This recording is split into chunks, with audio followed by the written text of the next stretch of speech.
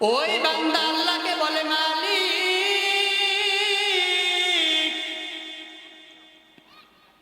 যখন আমি দুনিয়া ছেড়ে চলে যাব,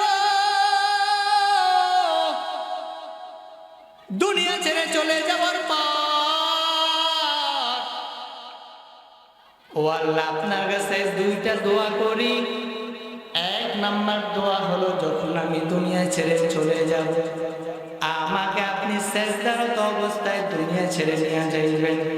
আর দুই নাম্বার দোয়া হলো, আমি যখন দুনিয়া ছেড়ে চলে যাব কিয়ামত পর্যন্ত আমার মোমেনে जो पैदा नक्श काफे पाए नबी हो जीर कदम आज भी आलम का खजीना ओ जीर कदम आज भी आलम का खजीना हर सुन्नत नबवी की करे पैरवी उम्मत, हर सुन्नत नबवी की करे पैरवी उम्मत, तौफा से निकल जाएगा फिर इसका सफीना, तौफा से निकल जाएगा फिर इसका सफीना। आशिक हो बरादर शाहिद शाहिद आलम, आशिक हो बरादर शाहिद शाहिद आलम, मिश्को से ज़ियादा मुबारक जिसका पसीना, मिश्को से ज़ियादा मुबारक जिसका पसीना।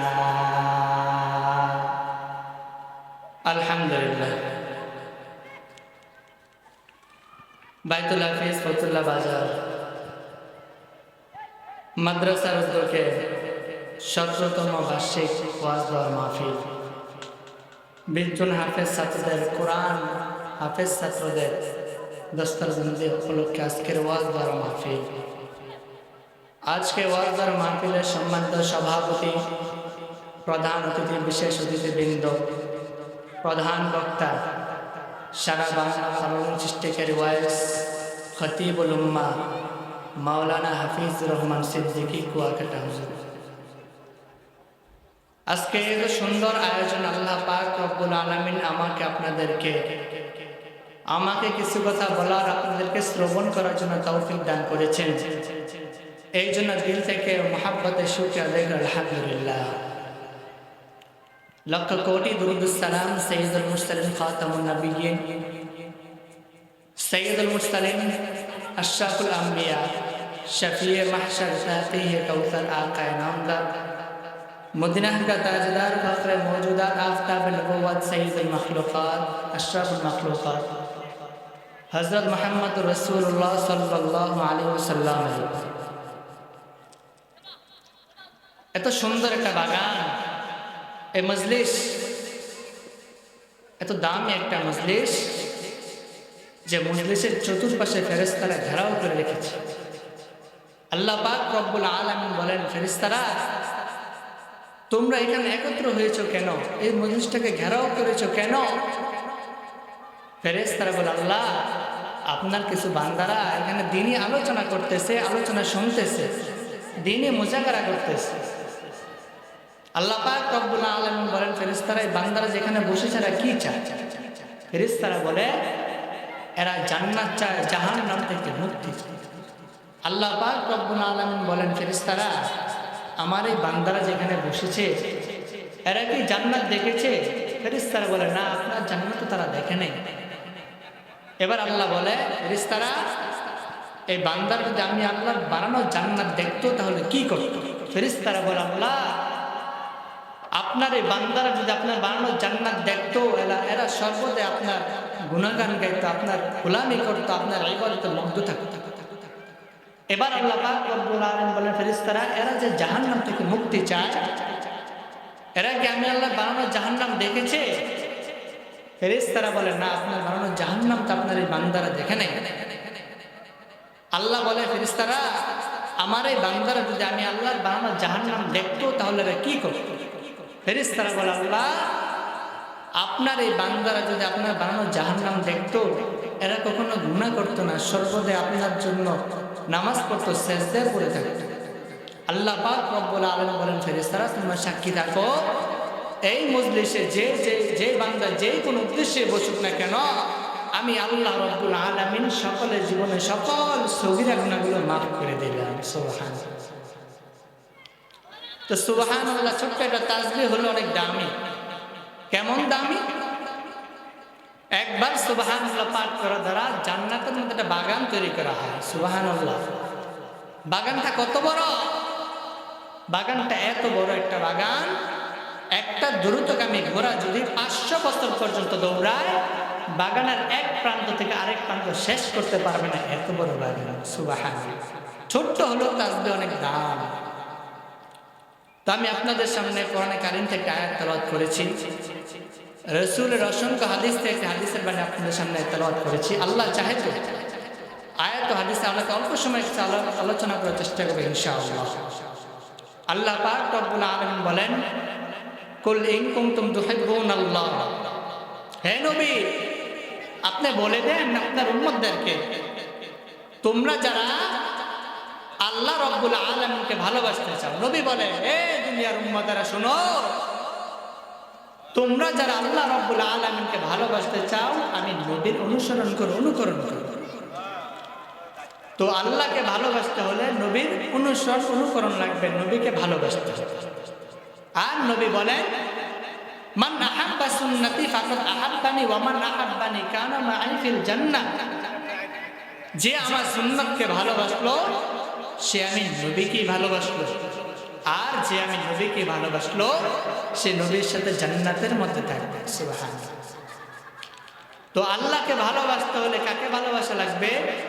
নবীকে ভালোবাসা লাগবে, নবীর অনুসরণ অনুকরণ করা লাগবে।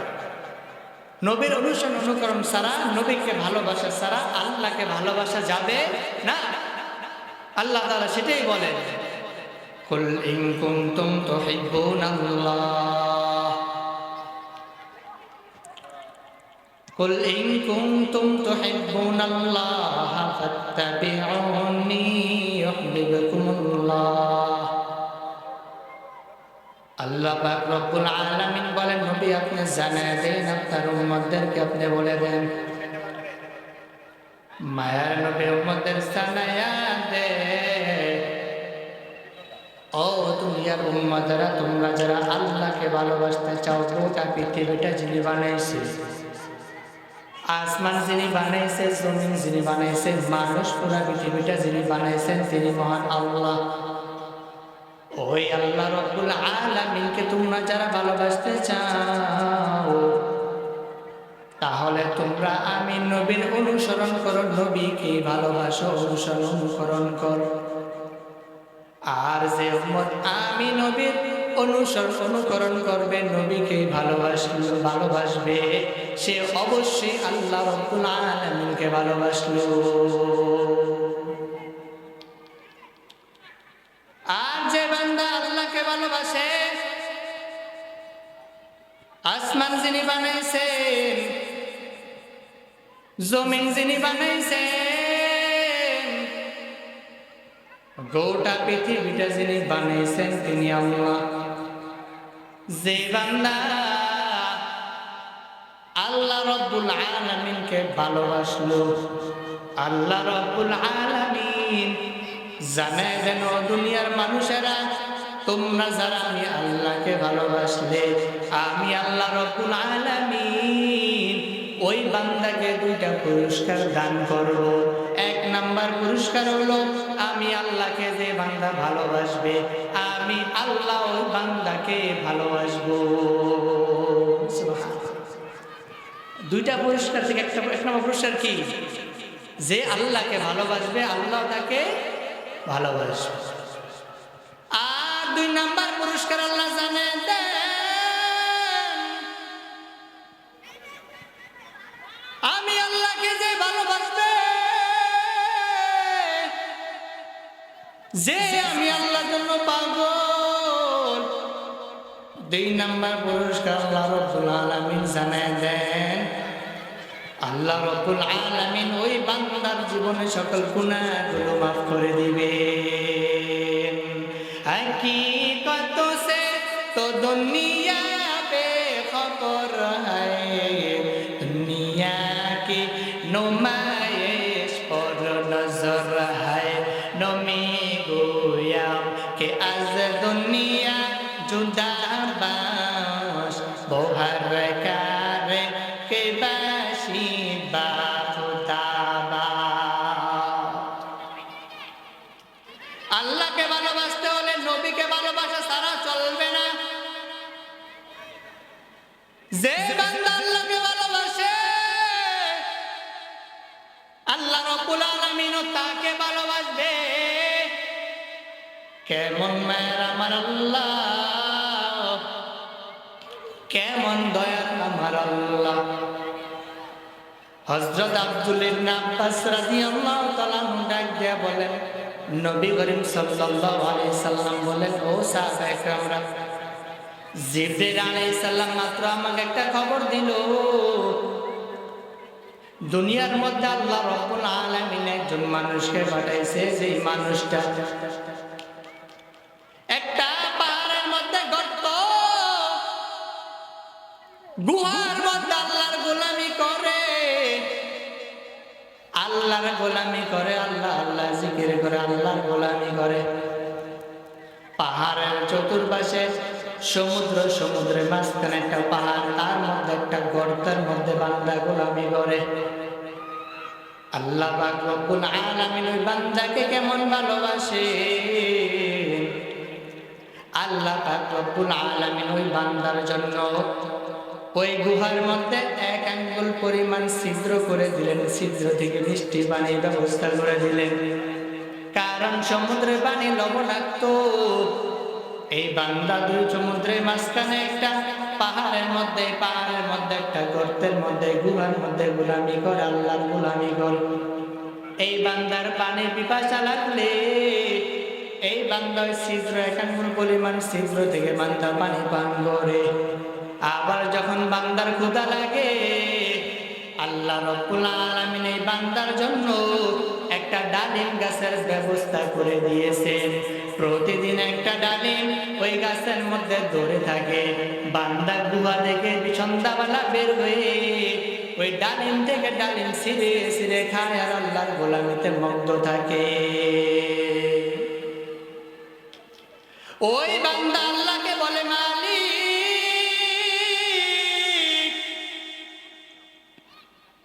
যখন আমি দুনিয়া ছেড়ে চলে যাব, দুনিয়া ছেড়ে চলে যাওয়ার পর ও আল্লাহ আপনার কাছে 2টা দোয়া করি।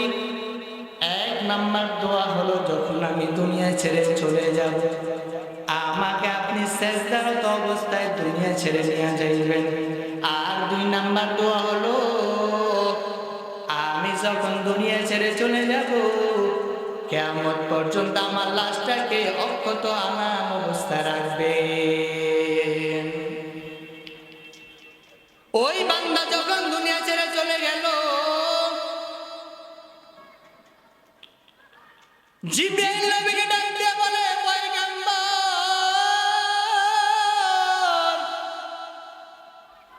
ওই বান্দা যখন দুনিয়া ছেড়ে চলে যাবে, দুনিয়া ছেড়ে চলে যাওয়ার পর কিয়ামতের ময়দানে আল্লাহ বলবেন, ও ফেরেশতারা, আমার এই বান্দাকে জান্নাতে দিয়া দাও। আমি আল্লাহর দয়া দিয়া, আমি আল্লাহর দয়ার মাধ্যমে এই বান্দাকে জান্নাতে দিয়া নাও। ওই বান্দা বলবে, আল্লাহ, আমি যে ওই পাহাড়ের মধ্যে গোলামি করেছি, 400 বছর আপনার গোলামি করেছি, আপনার ইবাদত করেছি, আমি আপনার দয়া দিয়ে জান্নাতে যেতে চাই না। আমি 400 বছর গোলামি করেছি, ওই আমলের বিনিময়ে আমি জান্নাতে যেতে চাই। এবার আল্লাহ রাব্বুল আলামিন ফেরেশতাদেরকে বলবেন, ফেরেশতারা,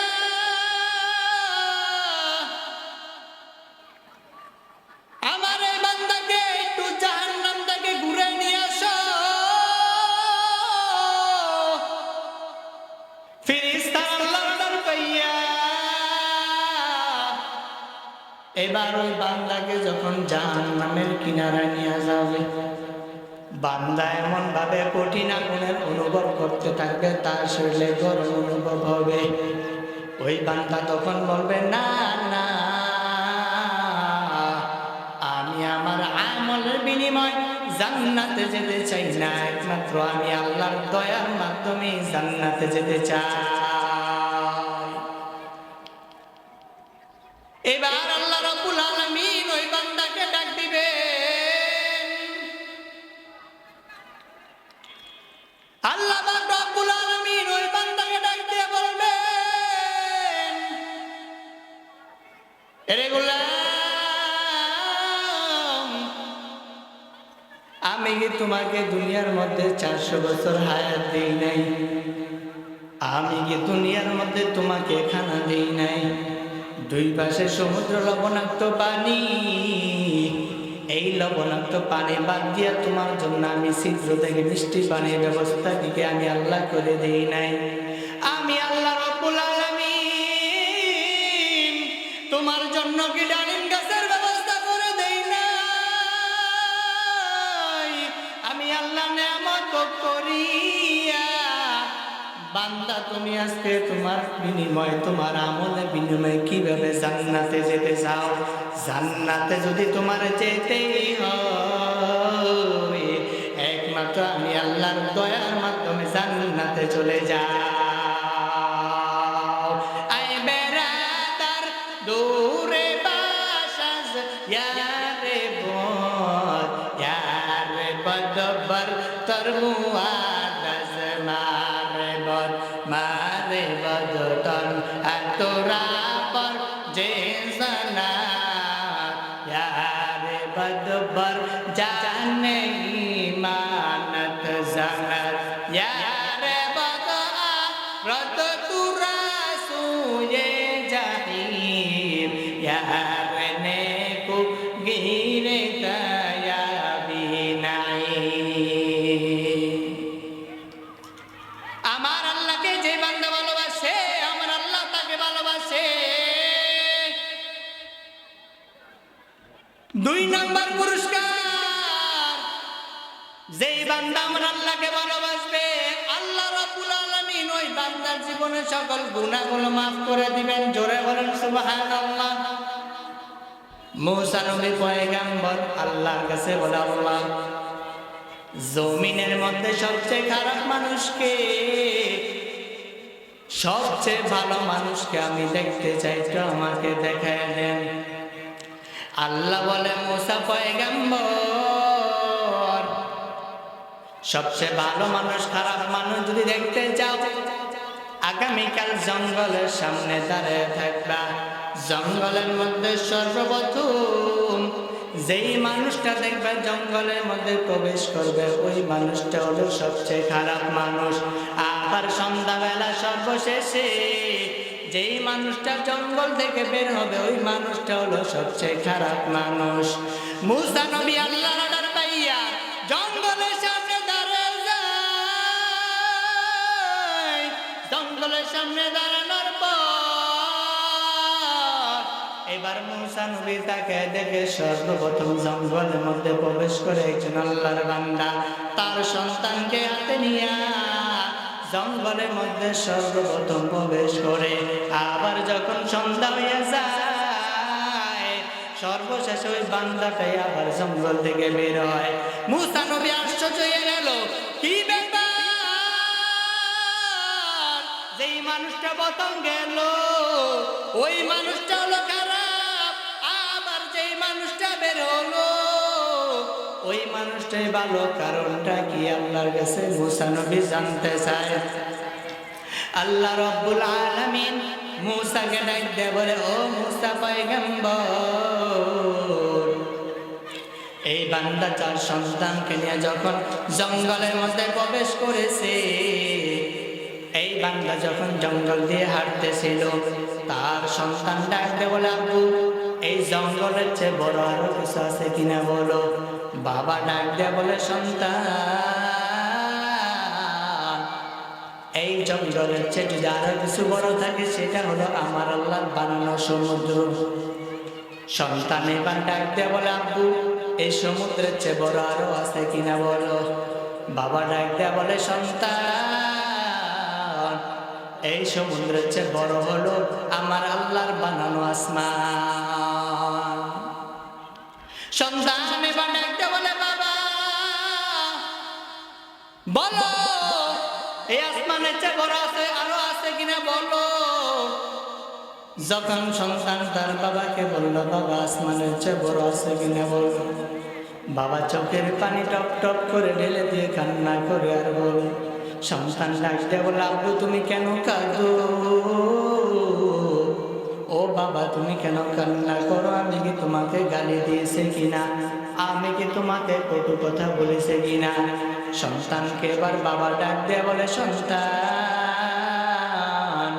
এই আসমান জমিনের চেয়ে বড় আরো যদি কিছু থাকে সেটা হলো তোমার বাবার গুনাহ। বাবা সন্তানকে ডাক দিয়ে বলে, সন্তান আমার গুনাহ, এই গুনার কারণে আমি কান্না করি। এবার সন্তান ডাক দিয়ে বলে, আব্বু তুমি আর কান্না করো না, আর কান্না করিও না। সন্তান ডাক দিয়ে বলে, বাবা এই আসমানের চেয়ে তোমার গুনাহ হলো সবচেয়ে বেশি। ও বাবা বলো তোমার গুনার চেয়ে আর কিছু বড় আছে কিনা? বাবা ডাক দিয়ে বলে, সন্তান